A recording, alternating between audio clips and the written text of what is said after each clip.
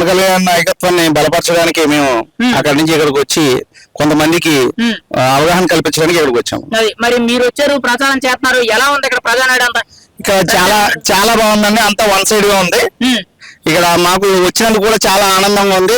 మేము రావక్కలొద్దేమో అనిపించింది, కానీ వచ్చినందుకు కూడా మాకు చాలా ఆనందంగా అనిపిస్తుంది. వాసవి ఆన్లైన్ సర్వీసెస్ మా వద్ద పాస్పోర్ట్ వీసా సర్వీసెస్ కలవు. వీసాలో 99% అప్రూవల్ సక్సెస్ రేట్ ఉంది. Please contact 8019482544. రాకపోయినా ఖచ్చితంగా వన్ సైడ్ అయింది.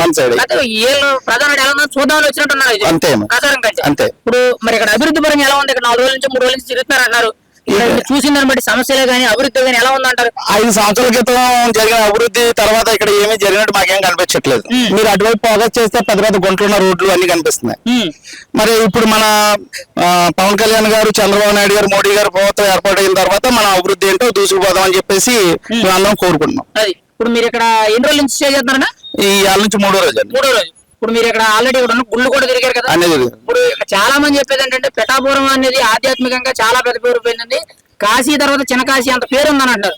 మరి డెవలప్మెంట్ విషయంలో మరి మీరేం అబ్జర్వ్ చేశారు? మరి అంత చిన్న కాశీ మేము వెళ్ళామండి. ఇప్పుడే అంతా ఇరుకు రోడ్లు, సరిగ్గా ఎటువంటిది లేదు. శ్రీపాల వాళ్ళ గుడి దగ్గరికి వెళ్ళాము. ఒక కారు వెహికల్ వెళ్ళడానికి దానికి అక్కడికి వెళ్ళే మార్గం కూడా సరిగ్గా లేదు. రోడ్డు ఫెసిలిటీస్ ఏమీ లేదు. దాన్ని దృష్టిలో ఉంచుకుని వచ్చిన తర్వాత పవన్ కళ్యాణ్ గారు వచ్చిన తర్వాత దాన్ని అభివృద్ధి చేస్తారని మేము కోరుకుంటున్నాం. అది ఖచ్చితంగా అభివృద్ధి చేస్తారంటారు. మరి పవన్ కళ్యాణ్ మీరు అమలాపురం అంటున్నారు, పాలకొల్లు అంటున్నారు. మీరు పవన్ కళ్యాణ్ మరి పాలకొల్లో పోటీ చేయాల్సింది కదా? మరి పోటీ చేస్తే ఎలా ఉంది? పవన్ కళ్యాణ్ పాలకొల్లో పోటీ చేసినా వన్ సైడ్ గానే ఉంటుంది. అక్కడ అయితే మాకు రామానాయుడు గారు నిమ్మల రామానాయుడు గారు ఉన్నారు కాబట్టి ముందు నుంచి అక్కడ బాగున్నదని చెప్పేసి పవన్ కళ్యాణ్ గారు అనువైన ప్రదేశం పిఠాపురం ఎన్నుకోవడం జరిగింది. అది పిఠాపురం అనేది ఖచ్చితంగా ఆయనకి గెలుపు గుర్తింపు. జనసేనకి పెద్ద గుర్తింపుగా పిఠాపురమే ఉండబోతుంది. ఇప్పుడు పెద్ద గుర్తింపుగా ఎంత మెజారిటీ అని చెప్తున్నారండి చుట్టుపక్కల? ఇక నేను ఎంత మెజారిటీ కూడా 1,00,000కు పైగానే అంటున్నారు ప్రతి వాళ్ళు కూడా. 1,00,000 పైగా అన్నారు. ఇప్పుడు రాష్ట్ర వ్యాప్తంగా మాట్లాడుకుందాం, అసలు ఎలా ఉంది అభివృద్ధి అనేది? 5 ఏళ్లే కానీ పరిపాలన ఎలా ఉంది అంటారు? ఇటు ఏ అభివృద్ధి జరగలేదు కదండి. వ్యాపారాలు కూడా చల్లగా అయిపోయినాయి. ఉపాధులు లేవు ఎవరికి కూడా. చిన్న కాలం నుంచి పెద్ద వాళ్ళు కూడా ఎటువంటి ఉపాధి లేదు. జగన్మోహన్ రెడ్డి గారు మరి మీ అకౌంట్ లో 10,000 20,000 వేస్తున్నారు, సరిపోతుంటారు? కూర్చుందండి మీకు 10,000 సంవత్సరం ఏర్పడి సరిపోతుందా? 10,000 ఆయన వేసి 10,000 15,000 సంవత్సరం తరబడి సరిపోతుందా? అది మీరే చెప్పండి. దాంతో బతికేస్తామా? ఆయన 10,000 వేస్తున్నాడు, నెలకు వచ్చేటప్పటికి మా యొక్క ఇంట్లో నుంచి 30,000 బయటకు వెళ్తుంది. ఆయన ట్యాక్సుల పరంగా ఏంటి, ఆయన పెంచిన ప్రతి ఒక్క మున్సిపల్ ట్యాక్స్ లో పెంచాడు, కరెంట్ ఛార్జీలు పెంచాడు, ప్రతిదీ కూడా పెరుగుతూనే ఉంది. చెత్త మీద పన్నేశాడు. ఏంటండి ఈ చెత్త మీద పన్నేసేది? ఇప్పటి వరకు మీరు కానీ నేను కానీ ఈ 20 ఏళ్ళు 30 ఏళ్ళు మేమైతే ఎక్కడ వెళ్ళలేదు. మరి మీరు ఇప్పుడు కొత్తగా చెత్త మీద పన్ను అనేది మొదలైంది. ఎలా అనిపిస్తున్నారు మీకు చెత్త మీద పన్ను అనేది? చెత్త ప్రభుత్వాలు వచ్చినప్పుడు ఇలాంటివి అనిపిస్తాయి. చెత్త మీద పన్నేద్దాం, లేకపోతే 60 రూపాయలకి జరిగే క్వార్టర్లు ఏమో 250 రూపాయలు చేసి పెంచుకుని పోదాం, ఇదే సరిపోతుంది. ఇంకా అభివృద్ధి మీద ఎక్కడే పెట్టాడు చెప్పండి? మీరు చెప్పండి.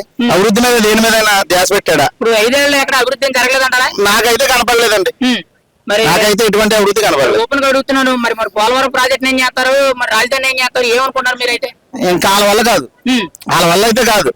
మరి పోలవరం ప్రాజెక్ట్ ని ఆయన నీటిపారుదల శాఖ మంత్రి అనిల్ కుమార్ గానీ ఇప్పుడు గతంలో ఆయన నీటిపారుదల శాఖ మంత్రి కాదు కదండి. అనిల్ కుమార్ యాదవ్ నోటిపారుదల శాఖ మంత్రి. నీటిపారుదల ఒక నోటిపారుదల శాఖ మంత్రి అయిపోయాడు, ఇంకో నోటిపారుదల శాఖ మంత్రి వచ్చాడు, అంబటి రాంబాబు. మరి అలికౌరులు చెప్పి చేశారంటారా? ఆయన కొబ్బులకి మాత్రమే పనికొచ్చాడు. ఆయన కొబ్బుల కోసమే ఆయనకి ఒక టికెట్ ఇచ్చారు. ఏదైనా ఉంటే పవన్ కళ్యాణ్ నిందించడానికి కొంతమంది కాపులకి ఎమ్మెల్యే టికెట్లు ఇస్తారు. వాళ్ళు ఒక పవన్ కళ్యాణ్ తిట్టడమే వాళ్ళ శాఖ, వాళ్ళ మంత్రిత్వ శాఖ కాదు, పవన్ కళ్యాణ్ తిట్టే శాఖ అది. అది కనీసం వాళ్ళు పనిచేసే శాఖ మీద మినిమం అవగాహన ఉందంటే ఒక ప్రాజెక్ట్ కడితే ఎంత మందికి ఉపయోగపడుతుంది, ప్రాజెక్ట్ ఎస్టిమేషన్ ఎలా ఉంటది, అసలు దాని వల్ల ప్రజలకు ఏం ఉపయోగం, ఎంతమందికి ఆ నీటిని ఉపయోగించుకుని పంట సాగు చేసి ఎంతమంది అభివృద్ధి వస్తారు, వాళ్ళ మీద ఎంతమంది ఆధారపడతారని ఒక మినిమం అవగాహన అనేది ఉందంటారా వాళ్ళకి? అవగాహన ఉంటే ఏ రోజైనా ప్రాజెక్ట్ మీద ఏ రోజైనా ప్రెస్ మీట్ పెట్టారా? ఏ రోజైనా ప్రెస్ మీట్ పెట్టారా వాళ్ళు? ఈ రోజు కూడా ప్రెస్ మీట్ పెట్టి పోలవరం ప్రాజెక్టు ఇంతవరకు అయింది, ఇంతవరకు పని చేయాలి, ఇంకా ఇంత మిగిలి ఉందని ఏ రోజైనా చెప్పారా? నేను మాట్లాడుతున్నాను ఓపెన్ గా. అసలు పోలవరం ప్రాజెక్ట్ అనేది ఎప్పటి నుంచో కట్టేస్తామని చెప్తున్నారండి. 2-3 సినిమాల్లో కూడా పోలవరం ప్రాజెక్టు చాలా ప్రతిష్టాత్మకమైనది, ఆంధ్రాకి ఖచ్చితంగా నీళ్లు నిలబడాలన్నట్టు పోలవరం అన్నారు. ఎప్పుడో రాయేసాను అన్నారు, కొంతవరకు కొన్నాళ్ళు కట్టారు, మధ్యలో పెండింగ్ పడ్డది గవర్నమెంట్ మారడం వల్ల. మరి ఎప్పుడు పూర్తి అవుతుంటారు? పోలవరం ప్రాజెక్టు 50% పూర్తయిందండి. వీళ్ళు 80% 90% అన్నారు. మరి కేంద్రం నుంచి నిధులు రావాలన్నారు. కేంద్రం నుంచి నిధులు రాకుండానే రాష్ట్ర ప్రభుత్వం కొచ్చేసేసి 50% చేసింది. ఆ కేంద్రం నుంచి వచ్చిన నిధులు మాత్రమే వాడారు. మిగతా మాత్రం వీళ్ళకి ఏటీఎం కార్డులో ఉపయోగపడింది పోలవరం ప్రాజెక్టు. అంటే కేంద్రం నుంచి రాబోయే డబ్బుల కోసం ఇదంతా ఒక స్టంట్ అంతే అంతే. మరి ఇప్పుడు చాలా ఇప్పుడు మీరు అన్నారు కదా కేంద్రం నుంచి నిధులు అన్నారు, చాలా వరకు జగన్మోహన్ రెడ్డి గారు ఇచ్చే సంక్షేమ పథకాల స్కీముల్లో సగం డబ్బు కేంద్రం నుంచి ఇచ్చినవే అని చెప్తున్నారు. మీరేమంటారు దాని గురించి? ఖచ్చితంగానే ప్రతి ఒక్క ఈ రోజు పంచాయతీ యొక్క నిధులను గవర్నమెంట్ మళ్లించి ఈ 10,000 15,000 ఖాతాల్లో జమ చేయడానికి మాత్రమే ఉపయోగించింది తప్ప పంచాయతీల్లో ఎటువంటి అభివృద్ధి పని మాత్రం జరగలేదు. ఈ పేమెంట్ ని తీసుకెళ్లి ఈ 10,000 15,000 ఇవి చదివిపోతే మళ్ళీ సంవత్సరం అప్పు తెచ్చి మళ్ళీ 10,000 15,000 అకౌంట్ లో వేయడానికి మాత్రమే ఉపయోగించింది. అంటే ఇన్నరగా 5 సంవత్సరాల్లోని ఈ డబ్బులన్నీ ఓట్లు కొనుగోలు కోసం మాత్రమే ఉపయోగించింది జగన్మోహన్ రెడ్డి గవర్నమెంట్. అది అంటే జనాలకు డబ్బు పంతూ ఓట్లు కొనడానికి మాత్రమే ఉపయోగించింది. ఇప్పుడు కూడా కొత్త మేనిఫెస్టో వచ్చింది, అందులో కూడా ఇప్పుడు ఇచ్చిన డబ్బుల కంటే 2-3 వేలు పెంచుతాం అంటున్నారు. కానీ అభివృద్ధి చేస్తాం, యువతకు ఉద్యోగాలు కల్పిస్తాం, భవిష్యత్తు బాగుండేటట్టు ఒక పాట వేస్తాం అన్నట్టు మాట్లాడతలేదు. జగన్మోహన్ రెడ్డి ప్రభుత్వంలో యువతకి ఉద్యోగాలు ఇవ్వకూడదు. ఇస్తే నీ కూడా ఎవరు తిరుగుతారు? ఇవ్వకుండా ఉండి ఇలా 10,000 15,000 ఇస్తే నీ కూడా తిరుగుతారు. గాలి తిరిగే వాళ్ళ కోసమే ఈ ప్రభుత్వం పనిచేస్తారు. అంటే ప్రజలు అనేవాళ్ళు ఎంతసేపు తాగుతూ తిరుగుతూ అదే కావాలి, పిలిచినప్పుడు పలికేటట్టు ఉండాలి. కానీ అంతే తప్పితే పని చేసి సంపాదించుకుంటే అభివృద్ధి చెందుతాడు కదా. అభివృద్ధి చెందితే నీ కూడా తిరగడు కదా. గవర్నమెంట్ కావాల్సింది ఎవరు అభివృద్ధి చెందకూడదు. నేను ఇచ్చే 10,000 15,000 కుక్క బిస్కెట్లకి ఆధారపడి మాత్రమే తిరగాలి అని ఆయన ఉద్దేశం మాత్రమే. ఈ రోజు వాలంటీర్లు ఉన్నారండి, 5,000 రూపాయల తర్వాత వాళ్ళకి నెక్స్ట్ ఇంక్రిమెంట్ ఏంటి? 2-3 సంవత్సరాలు పనిచేసిన తర్వాత ఎలా రెండో స్టెప్కి వెళ్ళాడా? 5 సంవత్సరాలు చేసిన వాలంటీర్ 5 సంవత్సరాల కింద ఉండిపోయాడు. ఆయనకి ఇంకా పెద్ద భవిష్యత్తు ఉంది. కానీ ఈ 5,000తో అక్కడ కట్టడి చేసాడు, నిర్వీర్యం చేసాడు. యువత యొక్క శక్తిని నిర్వీర్యం చేశాడు జగన్మోహన్ రెడ్డి. ఇంజనీరింగ్ కానీ డిగ్రీ కానీ చదువుకొని పూర్తి చేయడానికి 20 సంవత్సరం పడుతుంది.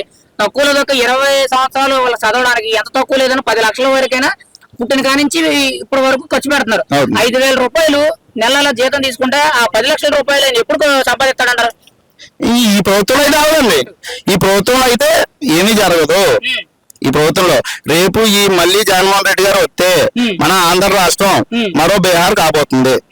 కాబట్టి ప్రతి ఒక్కరు కూడా ఆలోచించి నెక్స్ట్ వచ్చే గవర్నమెంట్ ని ఆలోచించుకుని కూటమి అయిన ప్రభుత్వం జనసేన తెలుగుదేశం బీజేపీ ఈ 3 కూటమి అయిన ఈ ప్రభుత్వాన్ని ఎన్నుకోవాలని చెప్పేసి మేము మనస్ఫూర్తిగా ప్రతి ఒక్కరిని కూడా కోరుకుంటున్నాం. అది కోరుకుంటున్నారు. ఫైనల్ గా ఒకే ఒక్క మాట అన్న, మీ అదృష్టం బాగుంది, మళ్ళీ జగనే వచ్చాడు, సీఎం అయ్యాడు, మీరు నెక్స్ట్ స్టెప్ ఏం తీసుకుంటారు? మా అదృష్టం జగన్ వచ్చిన తర్వాత మా అదృష్టం బాగడం ఏంటండి? అది మీ అదృష్టం, మా దురదృష్టం రాసి పెట్టున్నది అనమాట. మీరు చేయబోయే మొదటి పని ఏంటి? ఒకే ఒక మాట, మీరు చేయబోయే మొదటి మాట. ఇక్కడ మేము ఏదైనా వ్యాపారస్తులన్నీ మానేసి పక్క రాష్ట్రాల్లోకి వెళ్ళి ఏదో లేబర్ పని చేసుకోవడానికి పారిపోతాం. ఈయన కనుకుంటే నెక్స్ట్ జరిగేది పారిపోవాల్సిందే. ఇంకా ఇక్కడ జరిగే వ్యాపారాలు కానీ ఎవరు అభివృద్ధి జరగదు. ఫైనల్ గా మీరు అయితే ఆయన పారిపోతానంటే మీ అదృష్టం బాగుంటే మా అదృష్టం బాగుంటే